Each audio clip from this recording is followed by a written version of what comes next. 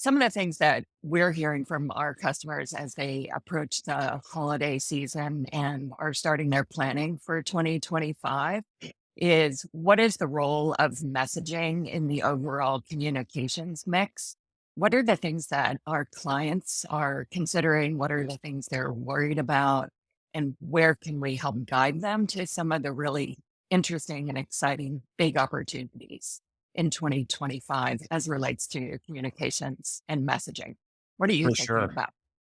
That's such a good point. I mean, you saw the political season always heightens it, but like Yeah. that plus Black Friday and holidays, that is the challenge. Like that's an overarching challenge with text is that there are a lot of messages hitting your inbox. So how can you kind of raise up the quality of the message experience in a channel that's still incredibly valuable because no matter what, it's ubiquitous. Folks are still looking at their phones when a text comes in. It's inbox zero more so than, kind Yes, of a free email service. And not only totally. that, they're getting delivered better than like an email channel is. I mean, which is a very obvious statement. I feel like for marketers these days, but it's still the truth. With And that, open rates too, right? Like oh yeah, after deliverability, the open rates and the engagement with text is so much higher. So it I feel like is. there's so many arguments and proof points for why text as a messaging channel is valuable, efficient, effective. But Right. it seems like organizations and not just marketers, but companies, brands in general, still don't really trust text as an effective channel. And I'm not sure why. I don't know if you have It's not the well, secret answer, but it's a bit of a blind spot for the market, right? Well, it's such a good point because you're exactly right. I mean, the open rates are still, over 90%, like within minutes. It's not like they Right. just get open at some point. It's like immediacy. And, people still say like, people still opt to receive text like as a preferred communication channel for commercial engagement. But it's all about like for texts that they want and that are timely and that actually are going to like engage. And I And think bring value, right? Like create an experience. right. And I think the trust factor is just that there's plenty out there that is below board and Mhm. unfortunately like taints the waters that we play in. And so I think with what we're doing together, where it is elevating the trust by way of, you know, kind of putting your brand front and center because when you see a link and you see that it's not just like public link shortener, it is just stair stepping your way to trusting that message ultimately when you get it. So when we say like break through the noise, that's a huge part of it. So yeah, that's why I'm really excited about what we're doing together because when we look back at when we first started using link shorteners, really the only value that businesses were thinking about there is that it Mhm. just fits into a message. Like it is something that they can put into a 160 character message because it's Right. shorter. It wasn't Right. like, is it adding trust? Is it secure? Is it A personalized? better experience. Exactly. And Yeah. so a lot That's of a this has been a big like light bulb when we've leveraged what we're doing with Rebrandly and then like bringing it to our customers. They're like, oh, wait, you can distribute at scale with custom domains. It's like, yeah. yeah. And it's become Yeah. like a mission critical part of like our platform. I mean, this past year, 98.5% of all of our tech leveraged a, custom domain, like shorten the link that was personalized across all of the context within a campaign. So the value's there. I That's think amazing. one of the first things is just educating our customers on it for sure. Right. Right. And I think sometimes as people working in tech and working with large platforms, it's sometimes possible that we forget that we're also consumers. And whenever I receive a text message that treats me and my preferences as the same as someone else who lives in a different part of the world or has a different purchase behavior, it can be off-putting and kind of offensive. And I think one of the things that we share, our company, but also others in the market that have this kind of preference and prioritization for trust is that it creates a personalized experience. And that really matters. So cutting through the noise with a personalized, relevant, identity that consumers, customers, business customers can recognize and relate to, I think is really important. From our side, we see much higher conversion with branded, customized domains and personalized messages. I'm curious from your side. I think you guys just posted something about the recent election and some of the performance and some of the trends that you saw through the platform in terms of efficacy. So, deliverability and open rates are super high, and conversion is really high too, right? So, whether it's a nonprofit or business that's looking to increase fundraising or donations or purchases, the actual conversion of the action that's being taken, not just the click, but the follow through. Correct me if I'm wrong, but that's also exponentially higher, right? With personalized messages. Yes, and it starts from the jump, the kind of the art versus the science, outcome and mechanics within our space. We have to start with as a platform, we have to begin that with mechanics. So, Yeah. are we setting you up for that message? Just first make it there.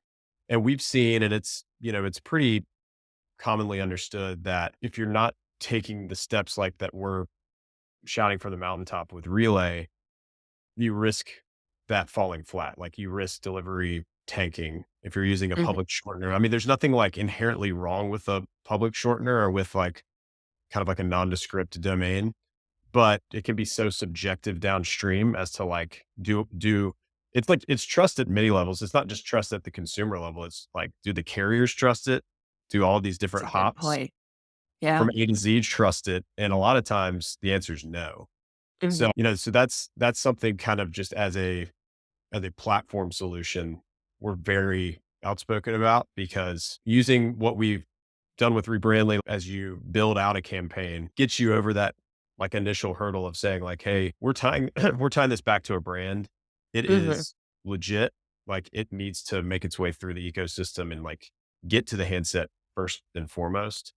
Yep. Um, and then it's a little bit more on the brand to get, you know, the messaging in a like in a way that it's engaging, but they first have to get it there or else nothing's happening. So, I Right. mean, we did see that. I mean, all of our clients, again, I mean, nearly 100% are using that feature.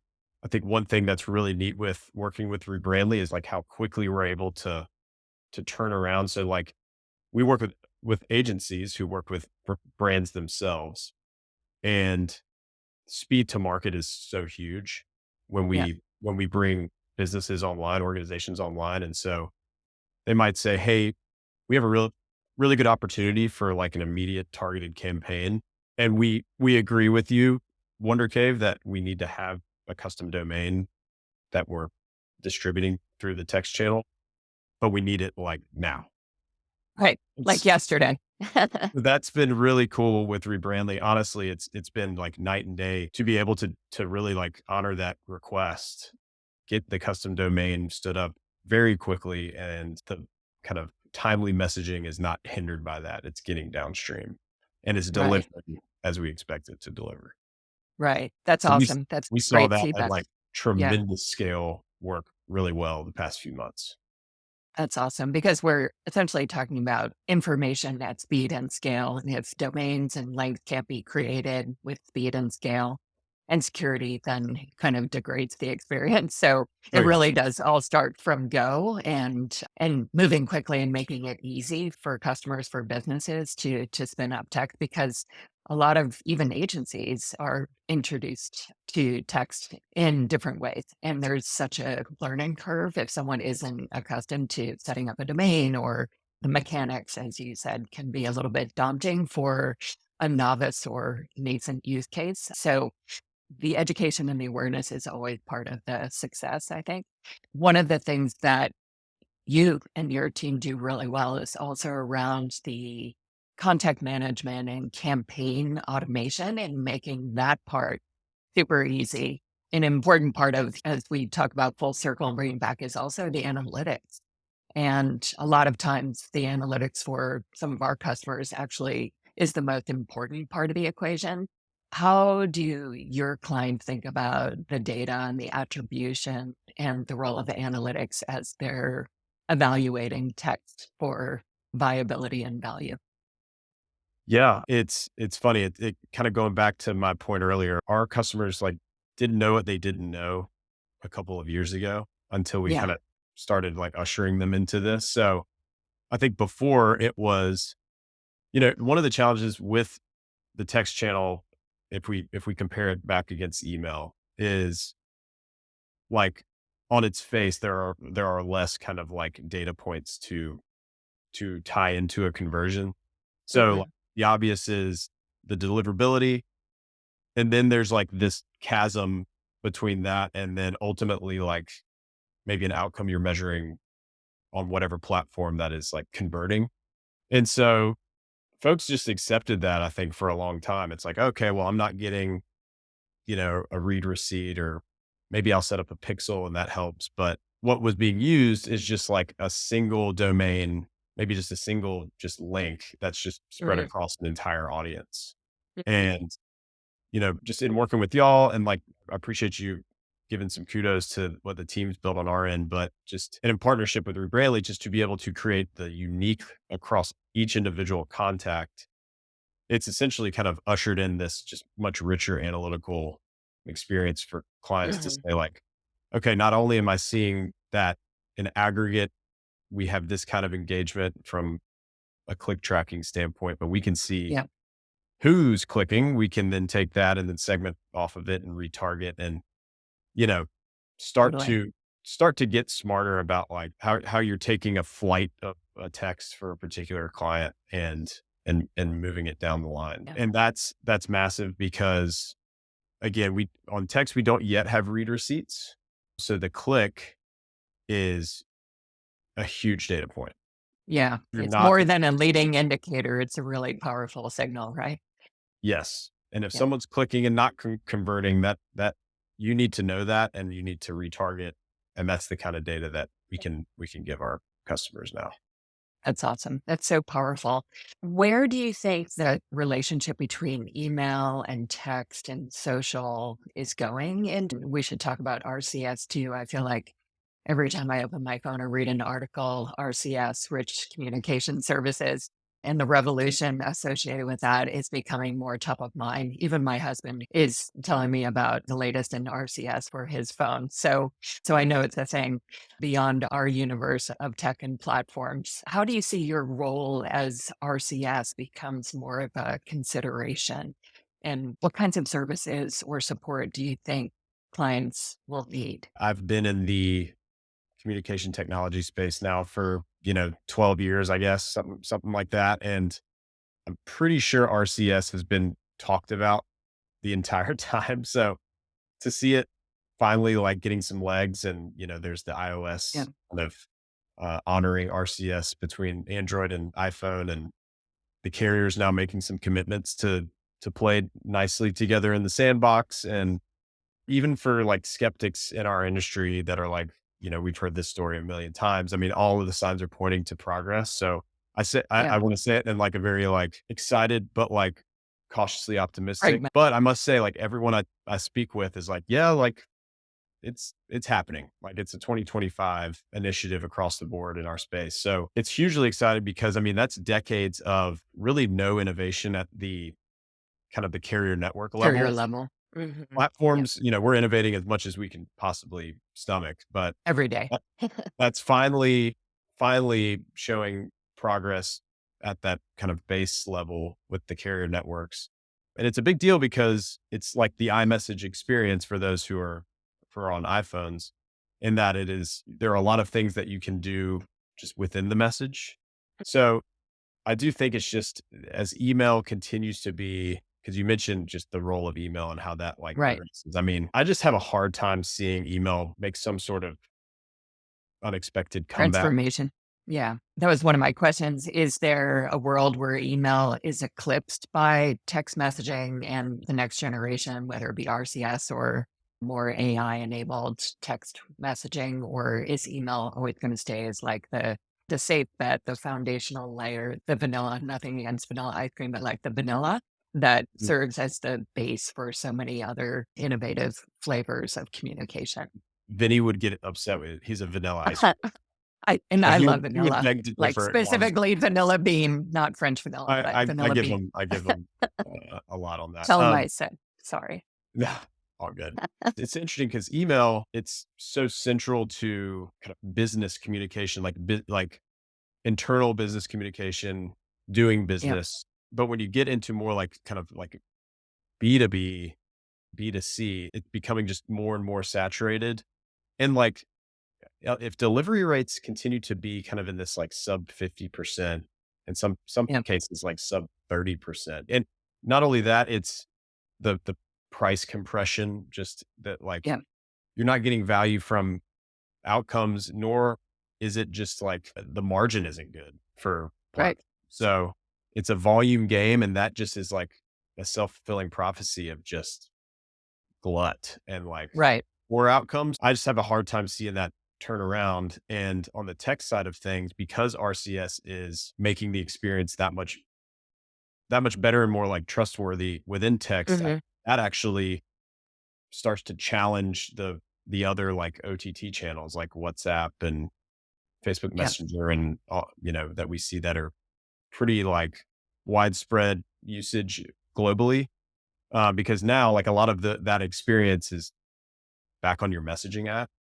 yep, So I'll be very interested to see the adoption starting this coming year in the US, because the US is it's such a valuable market for the text channel. And if kind of that OTT experience is going to be brought into text, it just doubles down on how valuable text will continue to be in North yeah, it America. really reinforces it, 100%. So, I think when you talk about ushering kind of customers through like how to do it, that's just a Mhm, big, I don't have all the answers on the Wonder Cave side, other than that it's a strategic focus just to be ready when things keep moving, that we're yep, bringing our customers with us. And that begins with getting your brand registered to be like on RCS business messaging, to be able to set up campaigns in the way you need to set them, like all the things that we do today on SMS and MMS. So that's the commitment we have, just because we're providing a platform that allows businesses to take advantage of it and do it effectively. So it is a bit TBD, but we're excited about it. It's it's yeah. finally coming to fruition. Awesome. Yeah, I share your excitement. A big fan of innovation. So any kind of innovation that creates better experiences through content and communications, I think is really important. And I think there's just a huge opportunity for businesses, for brands, for agencies to really embrace richer content in a channel that can be engaging, safe, and trusted. Those are the core pillars of Rebrandly: brand safety, brand trust, brand identity. And I see all of that being reflected, at least in early stages of what we hear and understand about RCS. But admittedly, a lot of our customers are global customers, and their primary use case for text is the efficient sharing of information. And it's not necessarily about a promotion or a campaign, but it is essential to have that text get delivered. And it could be for secure information about a payment that failed, or a delivery that needs to be received, or an Mhm. organization, right? Like, you guys do a great job with the nonprofit and mission driven organizations around disaster notifications or efforts regarding safety and security globally. And so I think those types of messages are always going to need really quick and efficient, safe, secure communications that are reliable. But I think everyone's going to need to step up and get educated on the pros and cons of new channels as they emerge. And there's still so much untapped opportunity with messaging and communications that kind of like I've been around for a while. It's like AI 20 years ago. People were like, it's coming, it's coming. And for me, it's really exciting. Like, it's actually here. And still there are skeptics, and there are parts of the ecosystem that are embracing AI in different ways. And so I think innovation always brings opportunity, but it's definitely an evolution, and people have their own pace of adoption. So, like Wonder Cave, we, Ray Bradley, see our role as a guide and a steward to support customers and businesses through the process, depending on what their goals are. So, yeah, tons of work to do, but lots of fun in the meantime. One thing with RCS, and this is something you and I chatted about previously, is that from a richness of what you're able to put into a message, that's going to be accelerated like significantly. So right now, in terms of just like a multimedia message, an MMS, video is tricky just because carriers have kind of different caps on like the size of a file that you can put into a Yeah, message. sure. Yeah, and those RCS, constraints are really limiting for some people, right? Like, ah, it's hard to understand and navigate and adapt to those, we for still sure. see a ton of value in kind of leveraging almost like it's almost like an ad or TV spot, like making that play via text. And it's something we Mhm. talked about before of like the opportunity to kind of make text almost like its own broadcast network. Now, Yeah, with RCS is going to take that, let's call it like, 1 meg cap. Some say it will like, it'll be 100 times that. So if you just think about like, okay, here's an opportunity to put so much like engaging content, maybe not like much, maybe it's not just quantity, it's just the quality that then just takes right. up bandwidth. And with the trends you see in like other traditional media, I think, it's talk about opportunity. It's an opportunity to say like, hey, like text can bring this like personal, like mobile engaging experience to folks that they're not getting or not choosing to receive over like traditional media or like you see linear TV just declining over time and even like digital channels not making up that gap. I remember Right. a Wall Street Journal article about that recently. But if you're, kind of looking at this digital strategy for your brand, or if you're an agency kind of in how Helping your you, clients navigate, right? yeah, in strategizing this for your clients, it's something to really think about. It's like a compelling moment to say, hey, this Mhm. media has now like an avenue to get to someone in a very targeted way and with quality. I think that's what's like the outcome of RCS. Generally, RCS is exciting, but like Mhm. what that allows us to do, It's that's really really what exciting. fires me up. Yeah. Yeah, agreed. 100%. Anything else that you're kind of hearing about, thinking about as we wrap up 2024 and look ahead? Like if you had to place one bet on where this part of the industry is going other than RCS, where would you say? Oh man, that's a great question. I think that in terms of I think integration. So for us, like for Wonder Cave, the more valuable integrated partnerships that you can put together and Yeah. bring to a customer or to a business, the the better. And maybe not the more, but like just really like seeking that out. That's Yeah. why The more relevant, right? Like that's one thing that we think about is like the most, yeah, it's better to have fewer but better, right? Again, that's right. quality over quantity. Yes. And what things, in this case, like leveraging just the strengths of each partner. When we work with, again, like we do a lot of work with agencies who are kind of managing this overall strategy for their clients and the brands that they represent. Hmm. It is like the ability to kind of bring this cohesive solution to the table and for them to in turn bring it to the table to their client. And so it's kind of like breaking down silos Barriers. Yeah. in a mobile messaging world. You don't always like, I think for us, we look at Relay, for example, and we could go try and throw a ton of money at cobbling together something ourselves, or we have a trusted partner in Rebrandly where we just, find this kind of common ground and this integration point, and all of a sudden we have a solution that isn't out there yet or hasn't been Yeah. brought to market. It's a great example of 1 + 1 really equaling a lot more than 2 or 3, right? We think a lot about force multipliers when it comes to partnerships and relationships, and this is definitely one of those, what we've been able to do together. And there are a lot of reasons why it works and why it's so exciting. I think fundamentally it's kudos to you and your team for being innovative and growth oriented for customers and really thinking about what is going to serve the needs of customers in a bigger way. And also, like with partnerships, we always at Roy Bradley are always thinking about what partners share the same goals.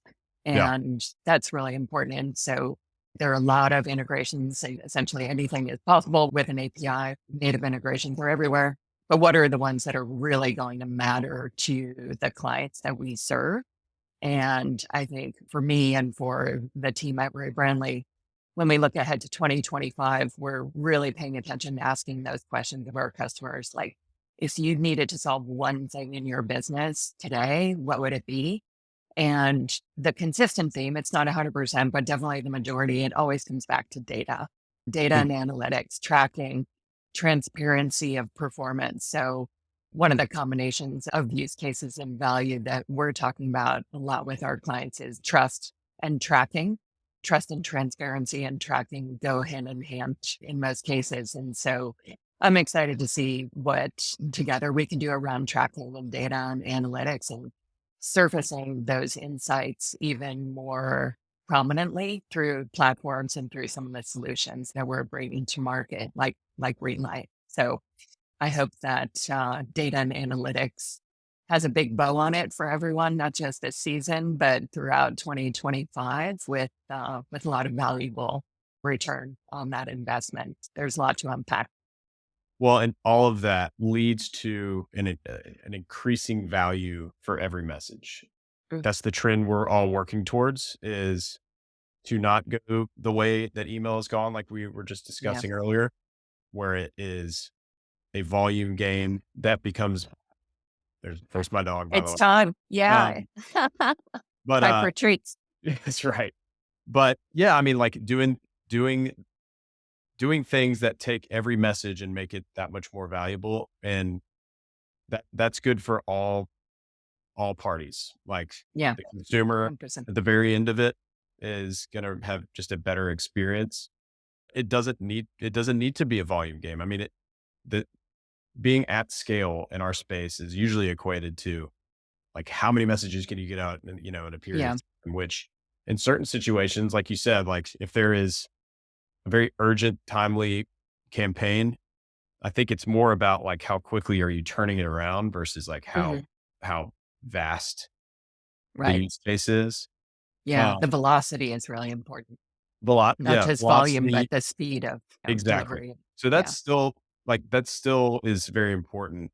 But all of the tools and like you were saying, all of the analytics to just understand exactly what's happening when that message goes out and what to do next, so that it is not like diminishing returns, right. is what we have to be committed to, honestly, as like players in the space, and ultimately like keeps the channel just as high quality as we can make it and as valuable as we can make it. So all of the things that you'd Agree. mentioned, trusted partnerships that we're forging, and when we bring those things back to like our customers, it's not forcing them to kind of go make those siloed decisions about like, how do I cobble together a Martech stack? It is Yeah, like, okay, this here's some like a unified solution that we can bring back to our clients, and that makes sense for us. yeah, 100%. Agree. Can't wait for next year to see what else we can do together and what the market brings. Like, Anything else you wanted to add, or should we wrap it up and let your dog back in the house? I um, have 3, by the way, that are just waiting for me to get to them so they can, go have their next adventure. So it would be fun to get the dogs together for a play date at some point. right. She's tiny and thinks she's 100 pounds. That's what I'm That's working the with over best. here. No, I say just another thing I'm excited about is, in particular, like the nonprofit use case, and just there are many use cases kind of that fall underneath working with nonprofits, but I think our team is really proud of the kind of the end client work we've done this year, in particular, supporting some of these nonprofits that have hit pretty close to home. So disaster relief in North Carolina, where I'm based, and where, a good portion of our team is based. So that's been incredible to see in a very quick turnaround deploy moment. Like you were talking about Mhm. velocity, it's like, and we were talking about the turnaround and speed to getting to market. That's what we were Right. faced with.